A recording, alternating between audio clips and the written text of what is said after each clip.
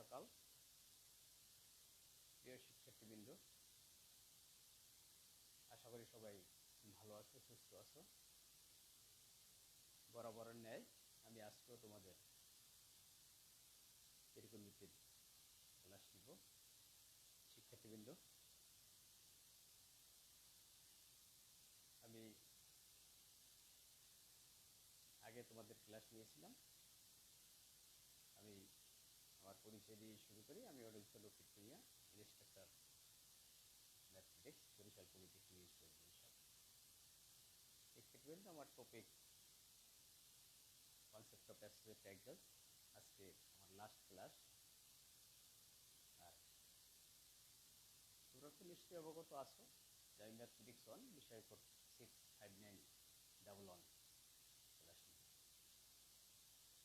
আজকে আমি এই অধ্যায়ের লাস্ট ক্লাস নিতে চাই। শিক্ষার্থীবৃন্দ, আগের দিন আমি তোমাদের সমাধান দেখিয়েছিলাম, আজকে মান নির্ণয় দেখাবো আর অন্য দুইটি সমস্যার সমাধান করে দেখাবো। তাহলে আমরা ক্লাসের দিকে চলে যাই। আমরা মান নির্ণয় করবো। শিক্ষার্থীবৃন্দ, তোমাদের খুবই ইম্পর্টেন্ট অঙ্ক, যা পরীক্ষায় প্রায় প্রতি বছরই দেখবা ব্রড অথবা শর্টে আসে। আমি শুরু করছি। তোমাদের এভাবে লেখা থাকবে যে মান নির্ণয় করো অথবা প্রমাণ করো। যদি বলে যে মান নির্ণয় করো,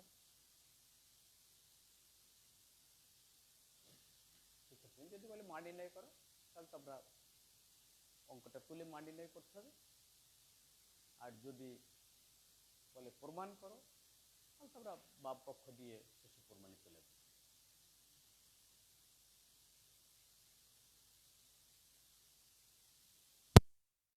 তাহলে শিক্ষার্থীবৃন্দ,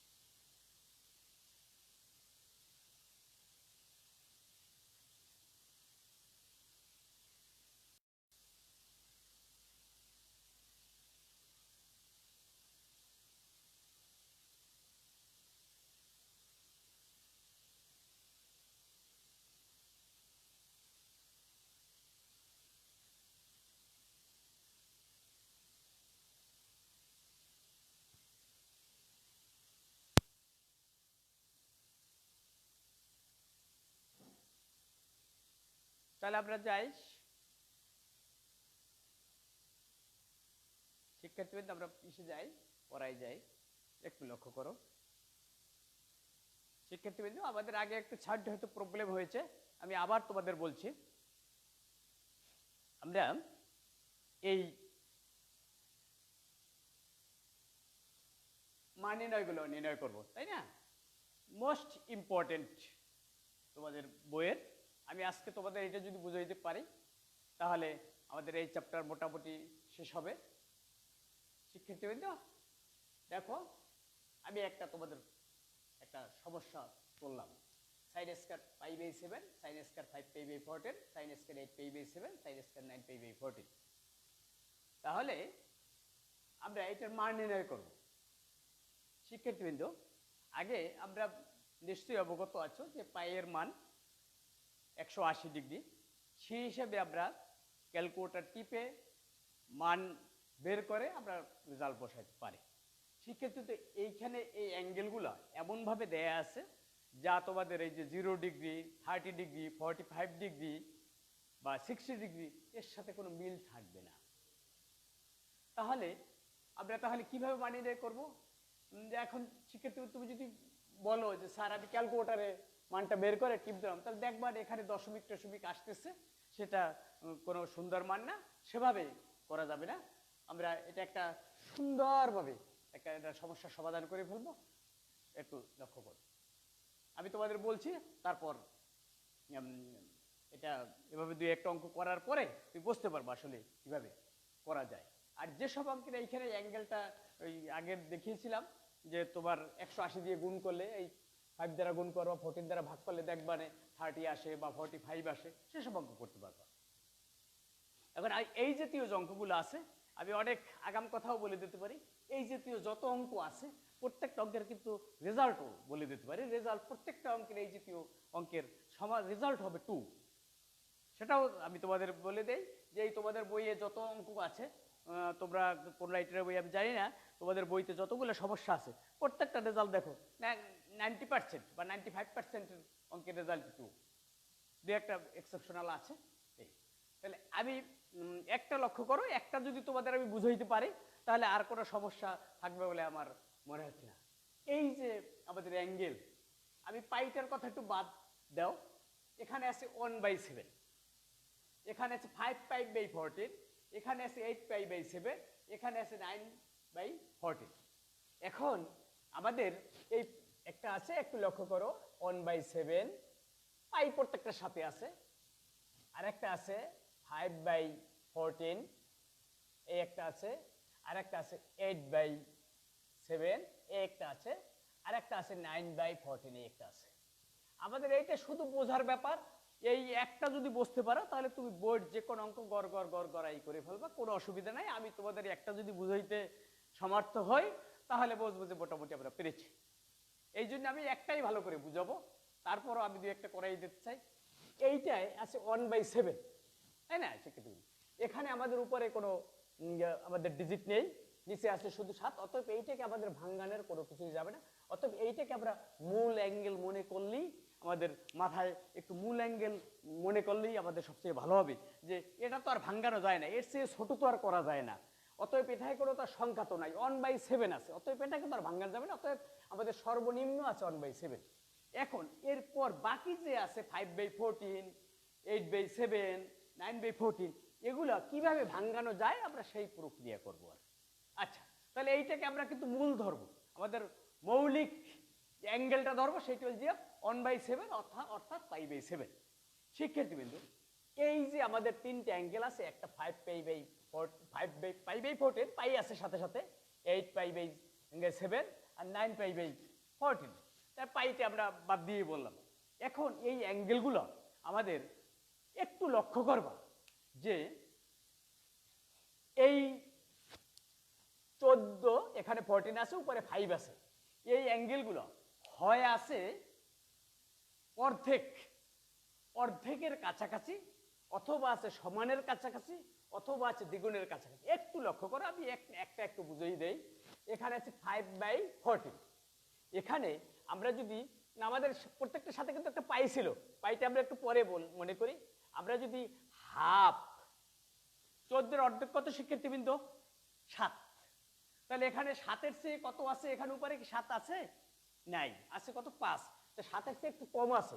অতএব হাফ লেখে যদি আমরা মাইনাস দেই তাহলেই কিন্তু আবার একটু শিক্ষার্থীবৃন্দ লক্ষ্য করো, এই আছে 9/14, এখানে ওইটা 14-এর অর্ধেক কত 7, তাহলে পাইবে 2, কিন্তু 14-এর অর্ধেক হল যে 7, কিন্তু আছে কত 9, এখানে দেবো আমরা প্লাস, এখানে 14-এর অর্ধেক হল যে 7, আছে কত 5, এখানে দেবো কত মাইনাস।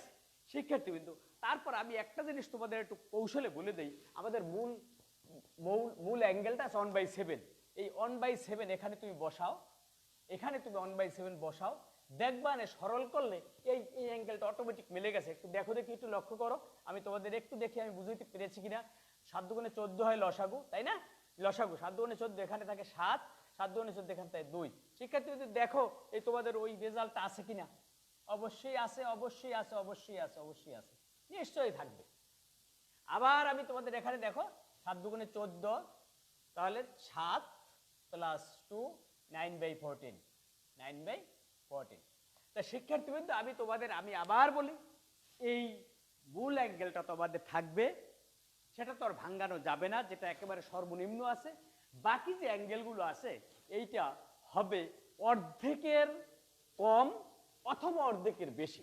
শিক্ষার্থীবৃন্দ অর্ধেক যখন আমরা ব্যবহার করব তখন এখানে π/2 ব্যবহার করব, যদি কম হয় বিয়োগ দিয়া সবসময় লক্ষ্য করবা এই অ্যাঙ্গেলটা বসাই দিলেই সরল করলে মিলে যাবে। আবার যদি দেখো যে 14-এর অর্ধেক তো 7 আছে, 7-এর চেয়ে বেশি, তাহলে এটা যোগ দেবা। এই গেলে আমাদের একটা কথা। আরেকটি কথা, যদি মনে কর উপরে আছে 8 নিচে আছে 7, তো 7 থেকে 8 সমান, অর্থাৎ সমানের একটু বেশি অথবা একটু কম, তখন শিক্ষার্থীবৃন্দ আমি তোমাদের এখানে একটু এখানে 7 একটু বেশি, এটা 7 থেকে 8-এর ভাগ দিলে 7 অক্ষে 7 1 হয়, 1 প্লাস 1/7, অথবা এখানে 7-এর পর এখানে 8 আছে এই জন্য প্লাস দিলা, যদি এখানে 7-এর উপরে যদি 6 থাকতো তাহলে এখানে মাইনাস ব্যবহার করে 1/7 সরল করলে ওটা হয়ে যেত। আমি নিশ্চয়ই তোমাদের হয়তোবা বুঝাইতে পেরেছি। আমরা যদি দুই একটা সমাধান করি তাহলে আমরা অবগত হব। আমি আবার বলি, যে অ্যাঙ্গেলটা সর্বনিম্ন আছে বা যেটা ভাঙানো যায় না সেইটাকে আমরা একেবারে মূল অ্যাঙ্গেল ধরে কাজ আগাবো। পরবর্তী কাজ, এই অ্যাঙ্গেলগুলোর মধ্যে যেটা আছে এই নিচের সংখ্যাটার দিক তাকাও, নিচের সংখ্যাটার দিক যদি তাকাই আর উপরের সংখ্যাটার দিক তাকাই, মনে মনে ভাগ দিয়ে দেখবা যে আসলে এইটা উপরেরটা নিচেরটা কি অবস্থায় আছে। উপরেরটা যদি নিচেরটার অর্ধেকের কম অথবা বেশি থাকে সেক্ষেত্রে হাফ ব্যবহার করে মাইনাস প্লাস ব্যবহার করবা, যেটাই কম সেটাই মাইনাস, যেটাই বেশি সেটাই প্লাস। আবার যদি দেখো নিচের সংখ্যার চেয়ে উপরের সংখ্যা সমানের একটু বেশি অথবা একটু কম, যেটাই বেশি সেটাই প্লাস ব্যবহার করবা, যেটা একটু কম সেটাই মাইনাস ব্যবহার করবা। কোনো কারণে শিক্ষার্থীবৃন্দ যদি এইখানে আছে 7, উপরে যদি থাকতো 15 মনে করো, তো 7 দুগুণে 14 দ্বিগুণ, অতএব তখন 2 ব্যবহার করে তারপর প্লাস ব্যবহার করবা, অথবা যদি 7-এর উপরে যদি 13 থাকতো তাহলে 2 ব্যবহার করে মাইনাস ব্যবহার করবা। আমি একটু আগাই, তখন অবশ্যই কোনো সমস্যা থাকলে আবার দেখতে পারবা। এই জিনিসগুলো একটু অ্যাঙ্গেলগুলোর দিকে একটু লক্ষ্য করলেই হয়ে যাবে, তাহলে আমাদের এই জাতীয় অঙ্কের সব সমাধান করা যাবে। শিক্ষার্থীবৃন্দ আমি একটু মুছে নিচ্ছি।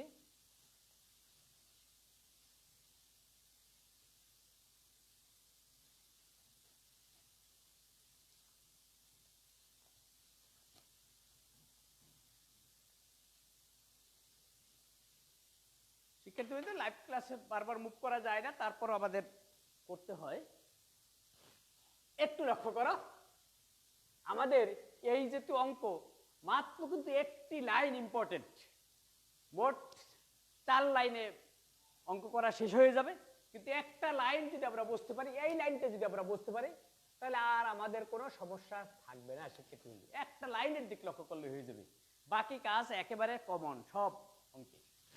এই অ্যাঙ্গেল আমি আগেই বলেছি কি শিক্ষার্থীবৃন্দ, যে এখানে উপরে আছে পাই, নিচে আছে 7, অতএব এখানে আর কোনো ডিজিট নেই, তাই না? অতএব এটাকে আর ভাঙানো যাবে না। প্রথম কথা শেষ। 2 নাম্বার কথা হলো গিয়া, উপরে আছে 5, নিচে আছে 14, তো 14 এর অর্ধেক আছে কত? 7। তাহলে আমরা এখানে ব্যবহার করব পাইটা এখানে দিয়ে দেই হাফ, পাই বাই 2। যেহেতু উপরে আছে 5, নিচে আছে 14, অর্থাৎ 14 এর অর্ধেক 7, তো 7 এর চেয়ে কম আছে, এই জন্য মাইনাস ব্যবহার করব। শিক্ষার্থীবৃন্দ, যেহেতু এখানে একটা স্কয়ার আছে, আমি কিন্তু এখানে এই স্কয়ারটা দিয়ে দিলেই সবচেয়ে ভালো হয়। আমরা কিন্তু এইটা লিখছি, একটু লক্ষ্য করো, দেখো, বারবার লক্ষ্য করো, আমরা এই পাইটা দিয়ে গেছি এটার সাথে আর এটার সাথে। ইচ্ছে করলে 1/2 মাইনাস 1/7 আগেও বলেছিলাম। অর্থাৎ আমি আবার বলি, উপরে আছে 5, নিচে আছে 14, এই 14 এর অর্ধেক হল যে 7, অতএব 7 এর কাছাকাছি আছে, 5 আছে, অতএব একটু কম আছে, বিধায় বিয়োগ দিছি। আর এই পাশে কোন অ্যাঙ্গেলটা দেবা, এই সবসময় এই অ্যাঙ্গেলটা দিয়েই টেস্ট করে নেবা, তারপরে সরল করে মিলাই দেখবা আগেরটা আছে কিনা। আমি একটু পরেরটায় যাই শিক্ষার্থীবৃন্দ, 3টে আছে, আমার এক লাইনে ধরবে না। শিক্ষার্থীবৃন্দ, এই দেখো সাইন লিখলাম, এখানে আছে 7, উপরে আছে 8, তাই 7 আর 8 সমানের কাছাকাছি। তাহলে প্রথম কি আসবে? 1 মানে পাই প্লাস পাই বাই 7, এই সেকেন্ড ব্র্যাকেট দিয়া হোল স্কয়ার দিলাম। শিক্ষার্থীবৃন্দ, আমি দ্বিতীয়টা লেখা হয়ে গেল, নিচে আছে 7, উপরে আছে 8, তাই 7 8 সমানের কাছাকাছি। সমান হইলে ভাগফল হয় 1, এখানে পাইটা ব্যবহার করে গেছি, পাই প্লাস পাই বাই 7 মানে 1 প্লাস 1/7 ব্যবহার করেছি, সাথে পাইটা দিয়ে গেছি, দ্বিতীয়টা হয়ে গেল। আরেকটি আছে শিক্ষার্থীবৃন্দ, লাস্টেরটা, এই লাস্টেরটা দেখো এইটার মতো একটা, সম্পূর্ণ এইটার ভেতর। এখানে আছে 14, উপরে আছে 9, 14 এর অর্ধেক 7, সেই হিসাবে আমরা কি ব্যবহার করব? প্রথমে আমরা পাই বাই 2 ব্যবহার করব, যেহেতু 7 এর চেয়ে একটু বেশি আছে এই জন্য প্লাস ব্যবহার করব। তারপর কতটুকু বেশি আসে সেইটার জন্য সবসময় লক্ষ্য করে এই ফার্স্ট অ্যাঙ্গেলটা তোমরা এখানে দিয়ে লসাগু করবা। যদি মিলে যায় তাহলে আর কোনো কথা নেই, আর যদি কোনো অঙ্কে সমস্যা থাকে তাহলে সেটা আমরা অবশ্যই সমন্বয় করে নেব, কারণ আবার লসাগু করলে যেন এইটা হয়। আমরা 7 ব্যবহার করলাম কেন? কারণ 2 আর 7 এর লসাগু 14, এখানে 14 আছে, আর এমনভাবে তারা মিলেই দেয়া আছে। মাঝে মাঝে এইটা সবসময় একও থাকবে, কিন্তু মাঝে মাঝে এইটা দেখা গেছে কম বেশি আছে, এটা 14 আছে, আসলে 7 এর গুণিতক তো, সেই হিসাবে এটা মিলানো যায়, 7 দুগুণে 14 মিলাই আছে, সেই জন্যই 2 ব্যবধান আছে।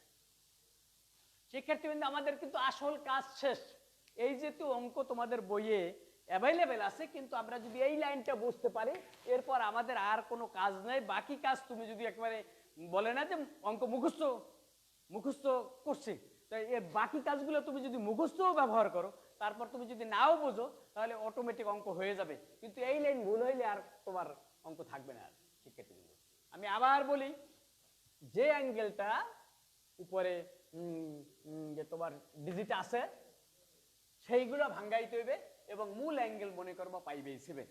এখানে আছে 14, এখানে আছে 5, 14 পাই বাই 14 অর্ধেক হলে যে 7, অতএব 7 এর চেয়ে কম আছে, পাই বাই 2 ব্যবহার করে মাইনাস ব্যবহার করবা। 14 অর্ধেক লাস্টের দেয়া আছে 7, কিন্তু আছে 9, যেহেতু একটু বেশি আছে অতএব যোগ ব্যবহার করবা।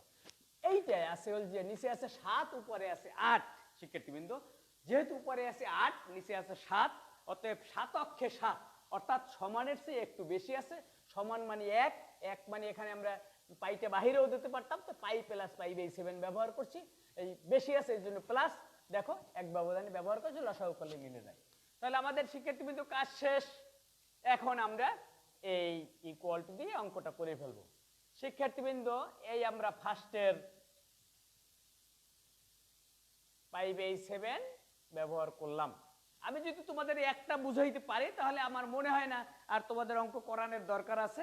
বাকি অঙ্ক তোমরা বাসায় করেই প্র্যাকটিস করতে পারবে, কিন্তু আমি তারপরও আরেকটি অঙ্ক দেখাই দেব যাতে তোমাদের সমস্যা না হয়। শিক্ষার্থীবৃন্দ, এই বাকি কথা কিন্তু তোমাদের সব আগেই বলে ফেলেছিলাম, তারপর আমি বলি। এইখানে এইটা π/2, পাই মানে কত 180, নিচে 2 মানে 90 ডিগ্রি। 90 ডিগ্রিতে কয় সমকোণ শিক্ষার্থীবৃন্দ? এক সমকোণ।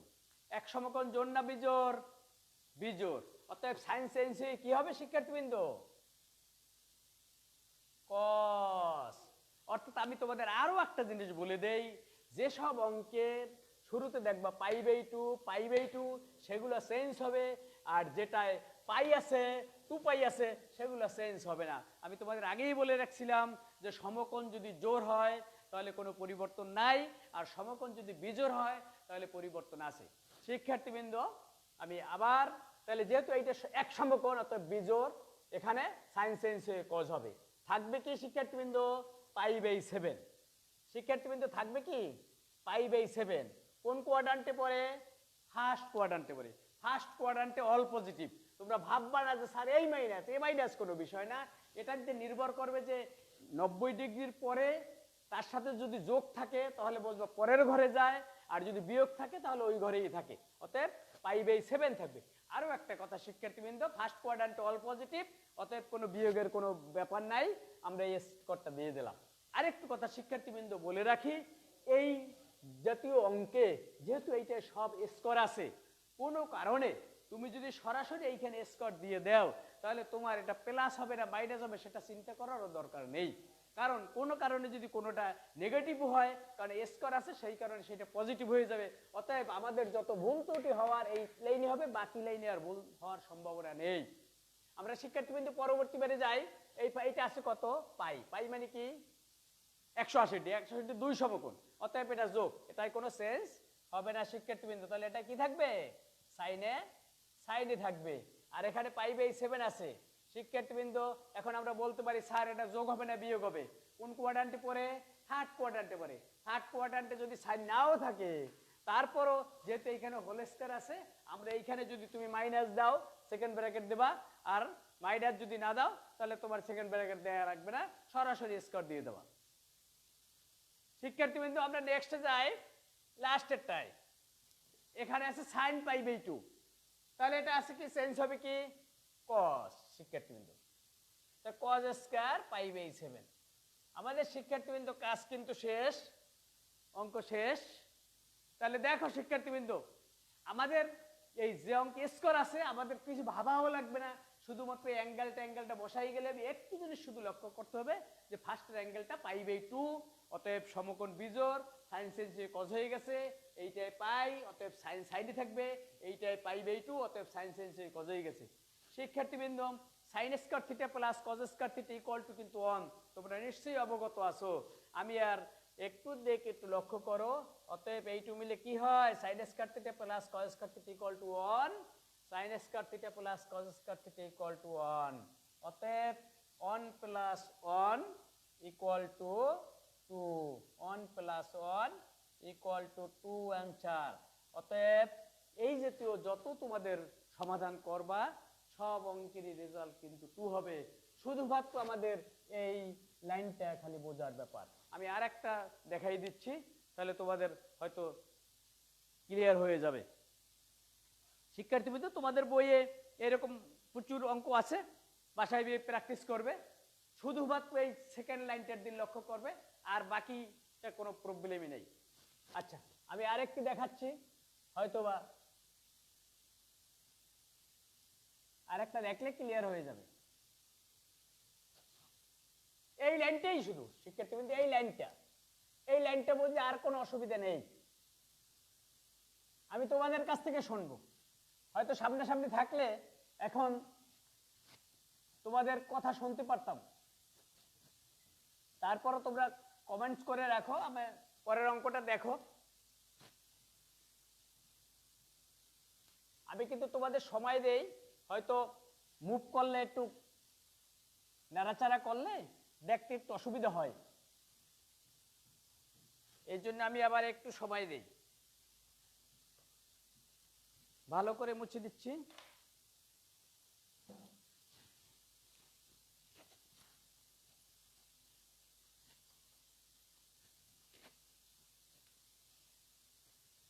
তোমরা হয়তোবা আমার সাথে এখনই জবাব দিতে পারবে।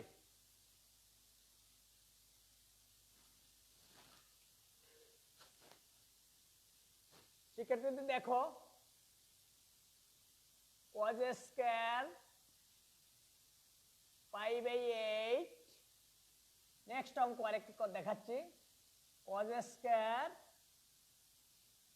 3 pi by 8, cos square 5 pi by 8, cos square 7 pi by 8। দেখো এই অঙ্কটা সহজেই করে দিচ্ছি।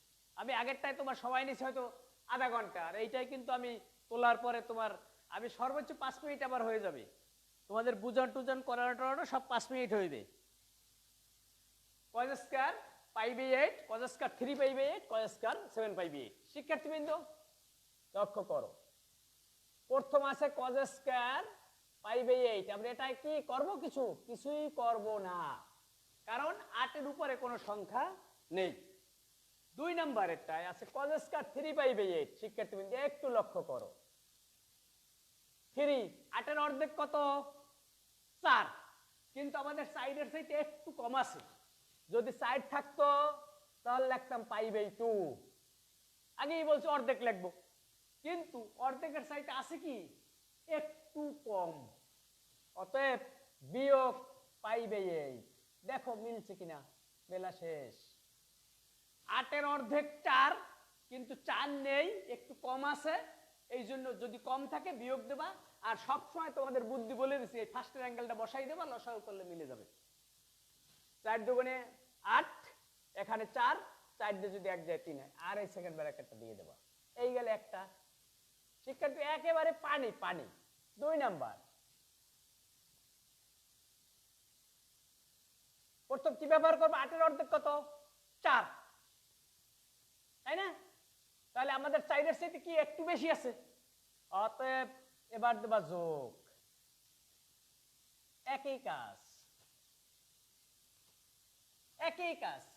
এইটা আর এইটার ভিতর শুধুমাত্র পার্থক্য, এইখানে কিছু বিয়োগ আর এইটাই শুধু যোগ, আর কোনো পার্থক্য নেই। অর্থাৎ 8 এর অর্ধেক 4, এইটা একটু কম আছে এই জন্য বিয়োগ চিহ্ন ব্যবহার করছো, এইটা একটু বেশি আছে এই জন্য যোগ চিহ্ন ব্যবহার করছো, আর মূল অ্যাঙ্গেলটা দিয়ে সরল করে দেখো মিলে গেছে।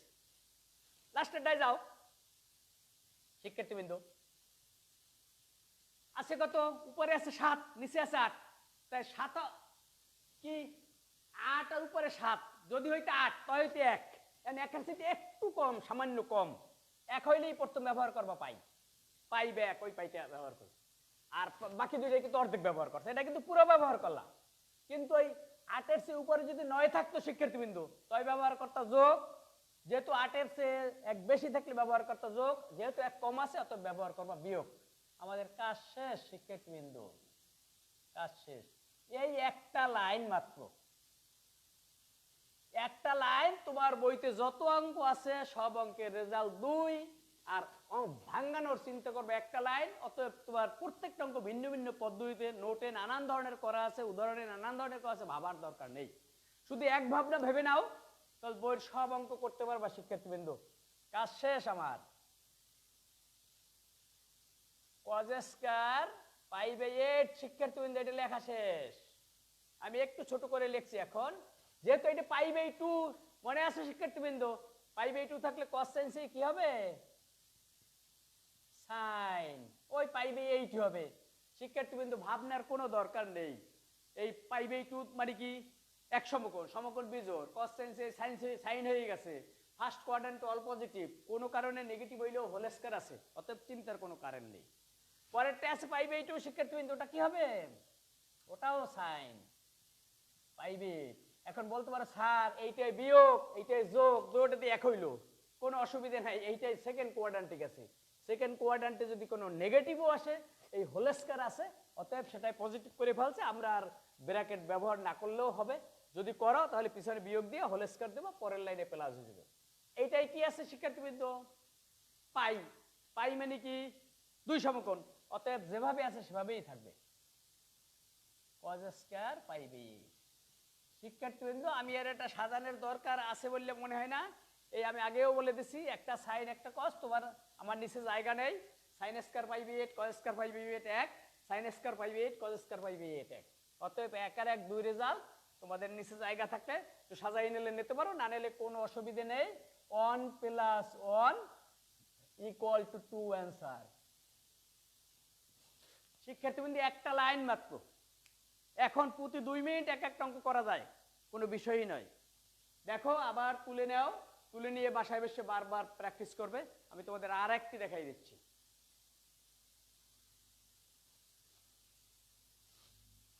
বুঝে ফেলে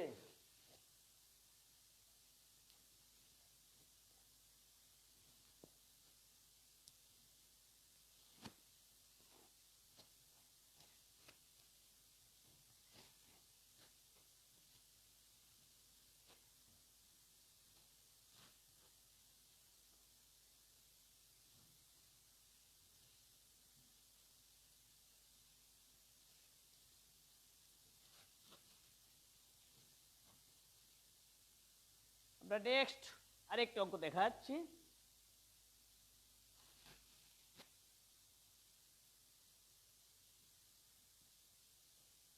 side square 17 π/18।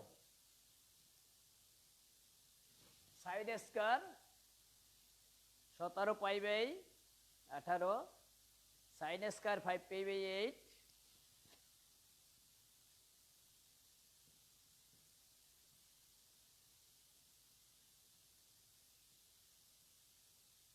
Sine square 17 π/18, sine square 5 π/8,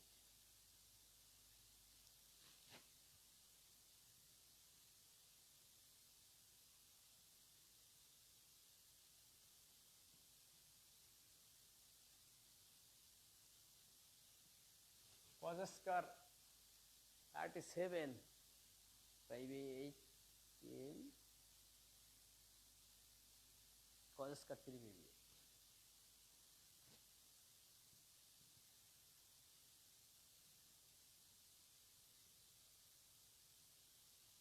দেখ, এই আমরা তুললাম শিক্ষার্থীবৃন্দ, যে অঙ্কই আছে side square 17 π/18, sine square 5 π/8, cos square 37 π/18, cos square 3 π/8।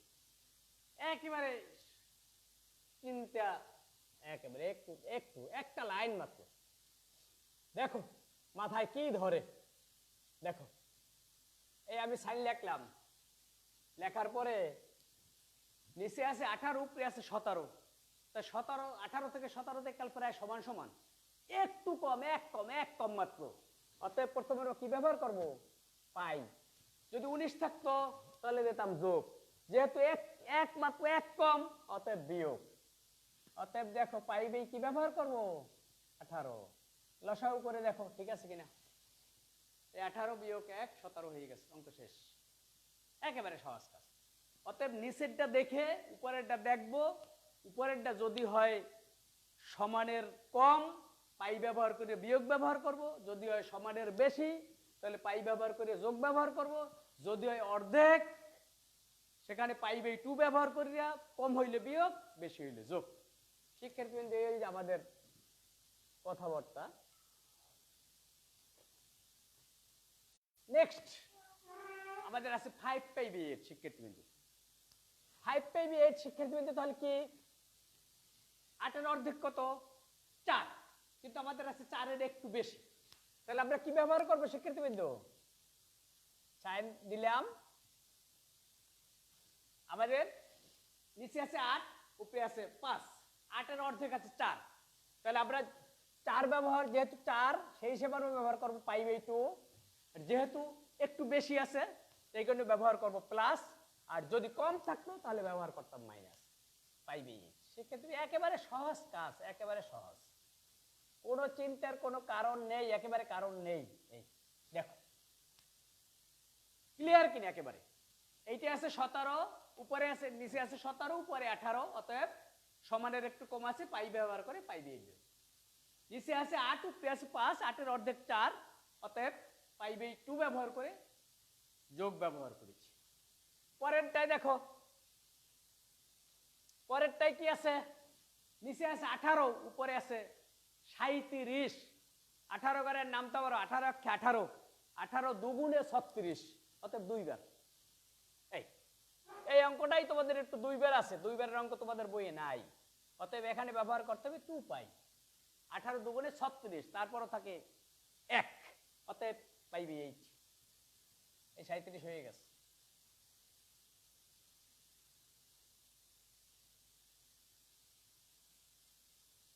আঠারো দুগুণে 36 আর 1 37। যদি এখান থেকে 19 তাহলে লিখতাম পাই প্লাস পাইবি 18।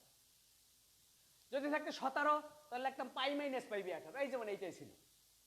যেহেতু 18 দুগুণে 36, যদি 35 থাকতো তাহলে লিখতাম 2 পাই বিয়োগ পাইবি 18।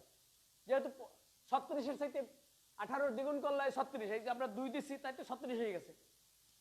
বেশি থাকলে যোগ, কম থাকলে বিয়োগ। পরেরটা এসে আগের মতোই শিক্ষার্থীবৃন্দ দেখো, ওই যে 3, 18 অর্ধেক কত 4, আছে কত 3, অতএব কম আছে। 5/2 বিয়োগ 5/8।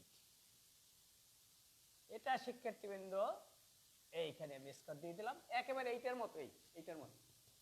এইটা 5/2 যোগ, কারণ 18 অর্ধেক হল যে 4, আছে 5, এইটা যোগ ব্যবহার করছে, ওইটা আছে 3, অতএব বিয়োগ ব্যবহার। আমাদের এই লাইনটা হয়ে গেলে আর কোনো কাজ থাকে না শিক্ষার্থীবৃন্দ। এইখানে সাইন পাই আছে, যেহেতু পাই আছে এটার কোনো চেঞ্জ হবে না, অতএব এইটা থাকবে সাইন স্কয়ার π/18। পরেরটাই দেখো π/2 আছে, অতএব কি ব্যবহার করব, cos স্কয়ার π/8। এইখানে 2 পাই থাকুক আর 2 পাই থাকুক, এটাই কোনো চেঞ্জ হয় না, এটা 4 সমকোণ, অতএব কোনো চেঞ্জ নাই। পাইতে 2 সমকোণ, 2 4 সমকোণ, অতএব cosটা cosই থাকবে, cos স্কয়ার π/18। এইটাই π/2 আছে, চেঞ্জ হয়ে কি হয়ে যাবে sin স্কয়ার π/8। শিক্ষার্থীবৃন্দ একেবারে সহজ কাজ, দেখো এইটা আর এইটা মিলে 1, এইটা মিলে 1। তুমি আর যদি একটু সাজাইতে ইচ্ছা করে একটু সাজাইয়ে নাও, আমাদের আর দরকার হয় না। sin স্কয়ার π/18 প্লাস, আমি একটু সাজাইয়ে নিলাম, cos স্কয়ার π/18। যদি তোমার হাতে সময় না থাকে এইটা এক জায়গায় নাও, আবার ওইটা এক জায়গায় নাও, এই দুটো মিললে কি হবে result 1 plus sin square π/8 plus cos square π/8। শিক্ষার্থীবৃন্দ তোমাদের যে সব অঙ্ক, আমাদের রেজাল্ট কিন্তু ঘুরে ফিরে 1 + 1 = 2 কিন্তু। শিক্ষার্থীবৃন্দ তোমাদের সচরাচর যে সমস্ত অঙ্কগুলো আসে সেই অঙ্কগুলো কিন্তু আমি ম্যাক্সিমামই করাই দিতেছি, এটা করাই দিলাম। দেখো আবার তুলে নাও, সুন্দর করে তুলে নাও।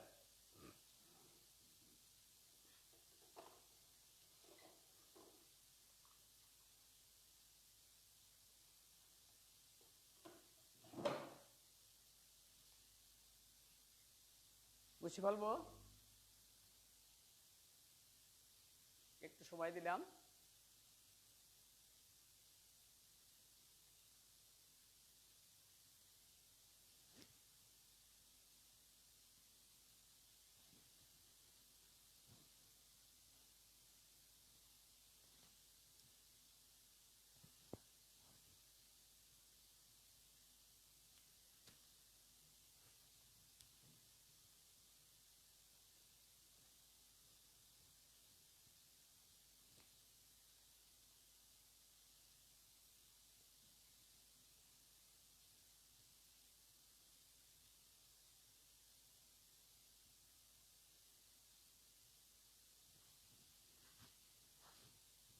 আমি আর একটি সমস্যার সমাধান করে শেষ করব।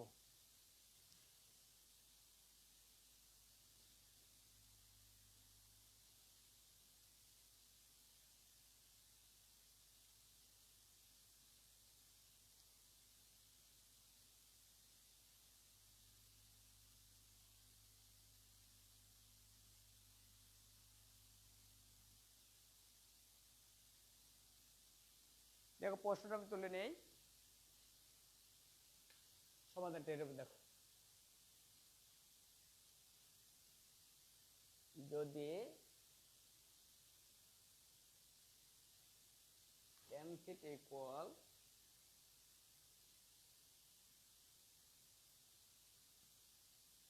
ফাইভ বাই 12 এবং cos ঋণাত্মক হয়,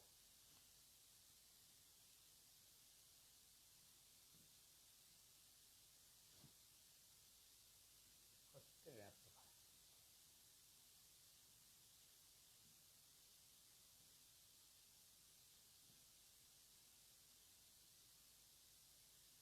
দেখো সেক্ষেত্রে কিন্তু প্রশ্নটা দেখো, যদি tan theta equal to 5/12 এবং cos ঋণাত্মক হয় তাহলে মান নির্ণয় করব, একটা অঙ্কের মান নির্ণয় করব। সেই অঙ্কটা আমি এখানে তুলে তারপর আবার মুছে দেব। sin theta plus cos minus theta নিচে tan theta sec theta minus tan theta।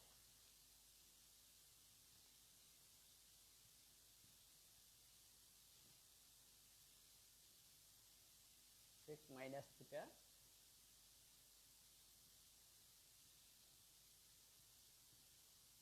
Plus tan theta এ মান নির্ণয় করব।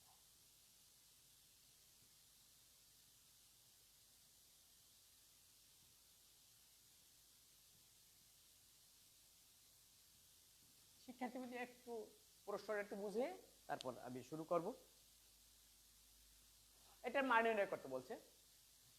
কন্ডিশনটা দেখো, তোমাদের 19এও ছিল tan theta = 5/12, অর্থাৎ tan theta = যদি 5/12 হয় এবং তার সাথে একটা শর্ত দিয়ে দিয়েছে, এবং তার সাথে এর ভিতরে যদি cos theta এর মানটা ঋণাত্মক হয় তাহলে এই সম্পূর্ণ এই রাশিটার মান নির্ণয় করতে বলছে।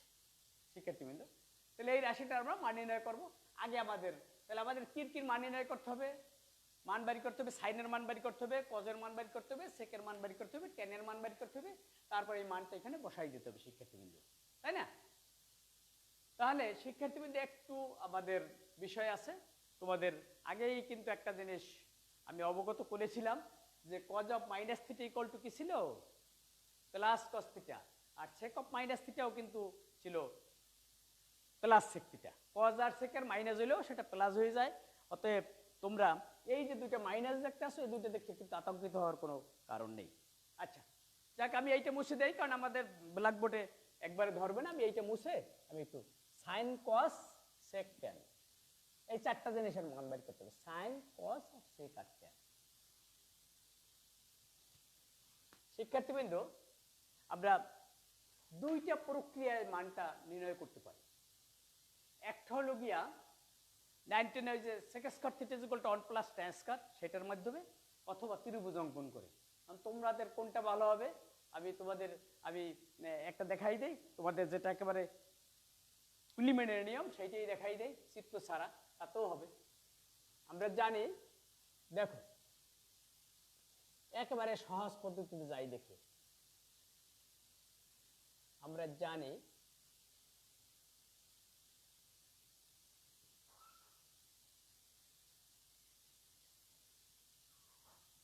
sec square theta = 1 + tan square theta. আমরা জানি sec square theta = 1 + tan square theta.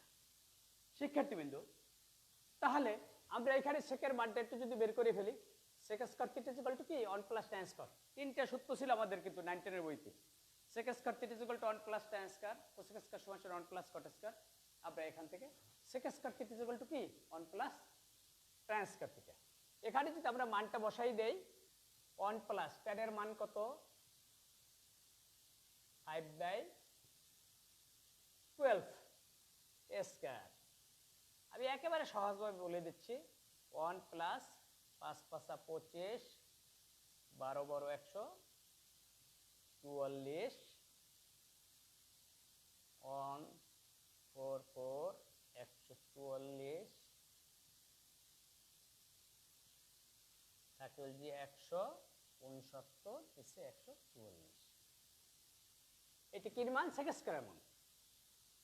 অতএব আমি এপাশে লিখি, অতএব আমরা সেক থিটার যদি মান বের করি তাহলে রেজাল্টটা বের হয় প্লাস মাইনাস উপরে 13 নিচে 12। শিক্ষার্থীবৃন্দ, কিন্তু আমাদের একটা শর্ত দিয়ে দিয়েছে, যেহেতু সেক থিটার মান এটা লিখলাম, তাহলে আমাদের ট্যানের মানে সেকের মানে। এখন এই যে আগেই বলে দিয়েছে যে আমাদের কস ঋণাত্মক, শিক্ষার্থীবৃন্দ, তো কস যদি ঋণাত্মক হয় তাহলে কস আর সেক উল্টা। অতএব সেক থিটার যে মানটা প্লাস মাইনাস 13/12, মানে এর প্লাস মানও আছে মাইনাস মানও আছে। তাহলে আমরা এখানে যেহেতু কস ঋণাত্মক, এখানে লিখবা যেহেতু, আমি কি ব্ল্যাকবোর্ডটা মুছে করে দিই, মুছে নূতন করে একালে ওইটা এ পর্যন্ত থাকুক, তাহলে ওখানে ছোট হয়ে যাবে লেখা। তাহলে আমাদের কি মান বের হয়েছে? Sec theta equal to 13/12। আমি বাকি এখানে মুছে তারপর লিখে দেব, ওই পর্যন্ত তোমাদের মাথায় রাখো, একেবারে প্রিলিমিনারি নিয়মে তোমাদের। আমি এখান থেকে লেখা শুরু করে দেই। দেখো, যেহেতু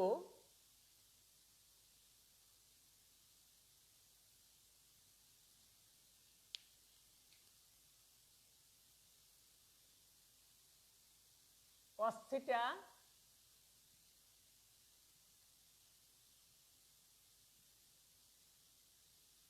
ঋণাত্মক, অতএব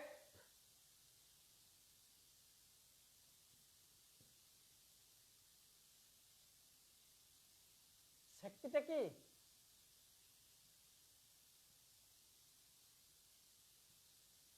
ঋণাত্মক, এটা সেক থিটা বিন্দু। যেহেতু cos থিটা ঋণাত্মক, অতএব সেক থিটাও কি হবে? ঋণাত্মক হবে। তাই সেক্ষেত্রে এই যে আমাদের সেকের মান ছিল, অতএব সেক থিটা ইকুয়াল টু কি হবে?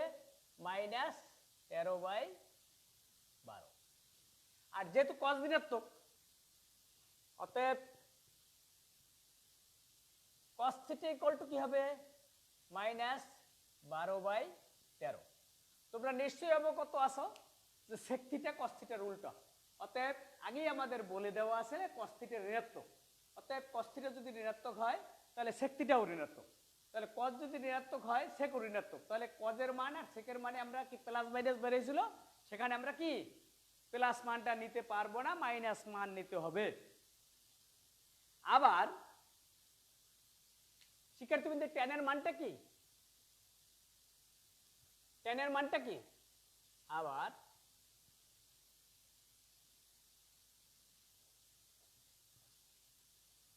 ট্যান থিটার মান ধনাত্মক আর cos থিটার মান কিন্তু ঋণাত্মক। অতএব sin থিটার মান কি হবে? কারণ এই রেজাল্টটা তো পজিটিভ। যেহেতু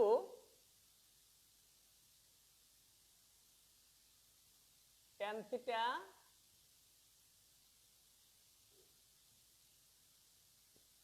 ধনাত্মক, অতএব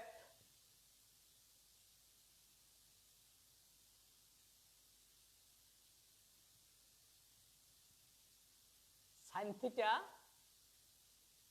ট্যান ধনাত্মক, cos কি ঋণাত্মক, তাহলে ট্যান থিটা ইকুয়াল টু কি? sin theta by cos theta. অতএব দুটোটা যদি, অতএব sin থিটা কি?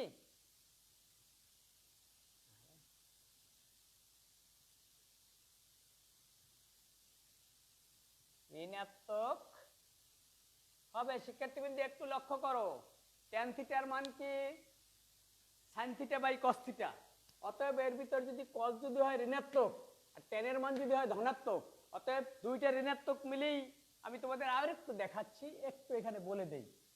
ট্যান থিটা যদি ভাঙ্গাইলে হয় sin বাই cos, আমি তোমাদের একটু সহজ বুঝিয়ে দিই। কসটা যদি ঋণাত্মক হয় তাই সাইনটাও যদি ঋণাত্মক হয় তাই দুই ঋণাত্মক মিলেই তো ধনাত্মক হয়ে যায়। অতএব যেহেতু বলা আছে কস ঋণাত্মক, অতএব সাইন ঋণাত্মক হইলেই ট্যান ধনাত্মক থাকবে। এই জিনিসটা একটু মাথায় রাখবে। এখন শিক্ষার্থীবৃন্দ আমাদের গেল কস আর সেক, এখন আমাদের সাইনের মান লাগবে। আমরা চিত্রকেও কিন্তু করতে পারতাম। আমরা জানি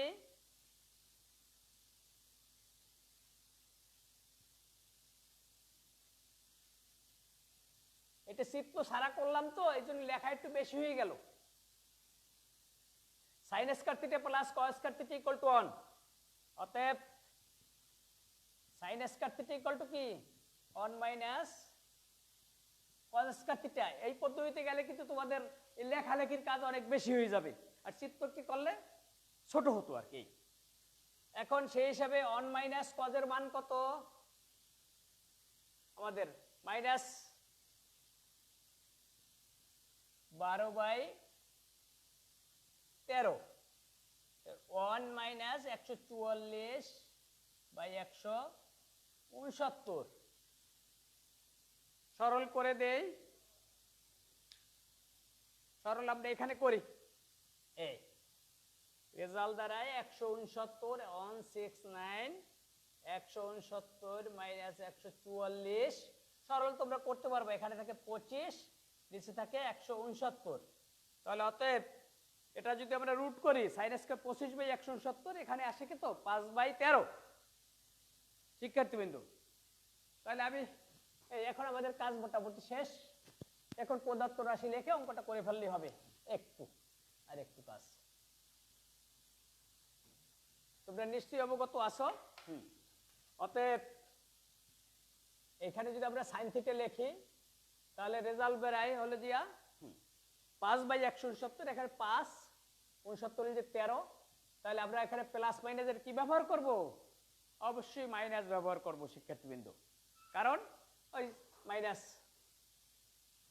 আগেই লিখে দিছি। এখন আমাদের মোটামুটি সব কাজ শেষ। এখন পদার্থ রাশি লিখে মানটা নির্ণয় করব। তো তোমাদের সব আছে তো? তাহলে আমাদের কি কি লাগবে আমরা এখন মুছে মানটা মুছে ফেলি। কিন্তু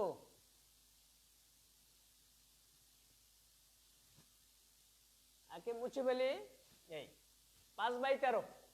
এখন আমি পদার্থ রাশি লিখে আর মুছতে হবে, কিন্তু এটাও আমি এইটা একটু পাশে লিখে রাখি তোমাদের সুবিধার জন্য। এখানে একটু উপরে সাইন থিটা প্লাস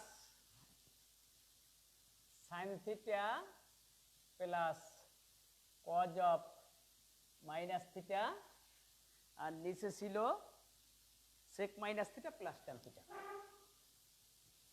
সেক minus theta plus tan theta. সেক্ষেত্রে আমি এটা এখন করে দেবো, শেষ কাজ। দেখো সাইন থিটা আবার লেখি কস মাইনাস থিটা, এটা তো কস থিটা থাকে, মাইনাস তো থাকে না শিক্ষার্থীবৃন্দ, অবশ্যই বলে দিয়েছিলাম। সেকে মাইনাস দিলেও থাকে না সেক থিটা, আর ট্যানে তো ট্যান থিটা আছে। তাহলে এখানে দুইটা মাইনাস দিয়ে দিয়েছিল, মাইনাস দুইটা আর থাকলো না। এখন দেখে দেখে মান বসাও। এই আমাদের কাজ শেষ। সাইন থিটার মান কত? মাইনাস 5/13। এরপর সরল করে নেবা। কস থিটার মান কত? মাইনাস 12/13, দুইটা। তারপর সেক থিটার মান কত? মাইনাস 13/12। তারপর প্লাস ট্যানের মান কত? প্লাস 5/12। এই আমি উপরে একটু সংক্ষেপে দেখাবো, এই ডান পাশটা মুছেই দেখাই। হয়ে গেছে, কাজ শেষ। এইটা মুছে দিলাম, এই পাশে সরলটা করে দেই, অ্যান্সার দিয়ে দেবো। হয়ে গেছে। দেখো আমি এখানে একটা রেখা টেনে দিচ্ছি, এখানে সমান সমান দিই। উপরে লসাগু হয় কত? 13। তাহলে দেখা -5 -12। নিচে লসাগু কত হয়? 12 -13 প্লাস 5, আর একটু কাজ, 5 12 আর 5 17, মাইনাস 17/13, আর এখানে 13 দিয়ে 5 গেলে থাকে কত 8 নাকি, মাইনাস 8/12। এখন একবারে লেখো, মাইনাস বাদও দিয়ে দেওয়া যায়, না লেখো মাইনাস 17/13 গুণ দিয়া 12 যাবে উপরে আর 8 যাবে নিচে। মাইনাসটা তো 8-এর এখানে আছে, মাইনাসও বাদ যায়, এই মাইনাসও আমরা বাদ দিতে পারি, মাইনাসও মাইনাস বাদ দিয়ে দিলাম। আর এখানে একটু কাটাকাটি দাও, আগেও দিতে পারতাম, 3 4 12 আর 4 2 8, 4 ও 2, তাহলে কি রেজাল্ট দাঁড়াইলো, 3 17 51 আর 13 2 26।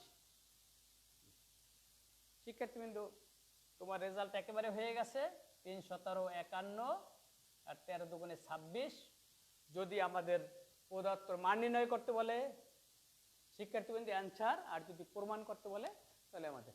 খুব সুন্দর শিক্ষার্থীবৃন্দু, একবার চর্চা করলে হবে। ধন্যবাদ সবাইকে, তোমরা নিশ্চয়ই বুঝতে পেরেছো। আর আমি এই খুব ক্লিয়ার দেখাই দিলাম, একটু লক্ষ্য রাখবা। আর তাহলে এখন তোমরা বাসায় বসে সমাধান চর্চা করলেই হয়তো হয়ে যাবে। তো ধন্যবাদ সবাইকে, সবাই ভালো থাকবে, সুস্থ থাকবে, শুভকামনা রইল।